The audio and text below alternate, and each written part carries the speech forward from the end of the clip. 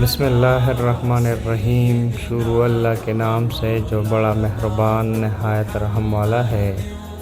ناظرین السلام علیکم۔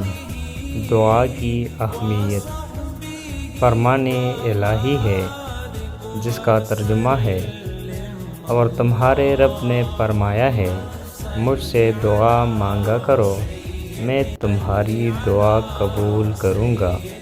سورہ المومنین آیات نمبر 60۔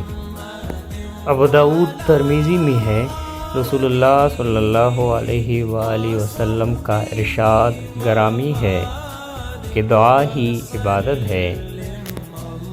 ترمذی میں ہے، جو اللہ سے نہیں مانگتا اللہ اس سے ناخوش ہوتا ہے۔ ابو داؤد میں ایک اور حدیث ہے، تمہارا رب بڑا ہی حیا و کرم والا ہے۔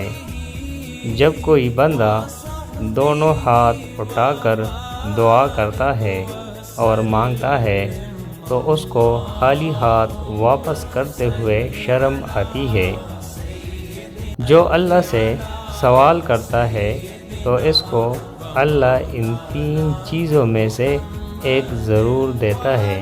پہلا، اس چیز کو عطا فرماتا ہے جو وہ مانگتا ہے۔ دوسرا، یا اس سے بہتر کوئی چیز دیتا ہے۔ تیسرا، یا اس کے ذریعے سے کوئی آنے والی مصیبت دور کر دیتا ہے۔ چوتھا، یا اس کے لیے دعا آخرت میں ذخیرہ کر دی جاتی ہے۔ ناظرین، یہ تھی دعا کی اہمیت۔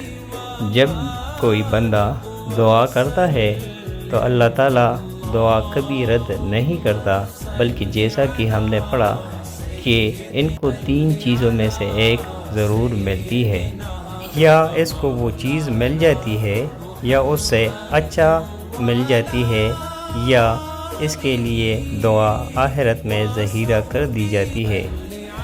ناظرین، اگر آپ ہمارے چینل پر نئے ہیں اور مزید ایسی ویڈیوز دیکھنا چاہتے ہیں تو ہمارے چینل السید نالج کو سبسکرائب کریں۔ ملتے ہیں اگلے ویڈیو میں، تب تک کے لیے اللہ نگہبان۔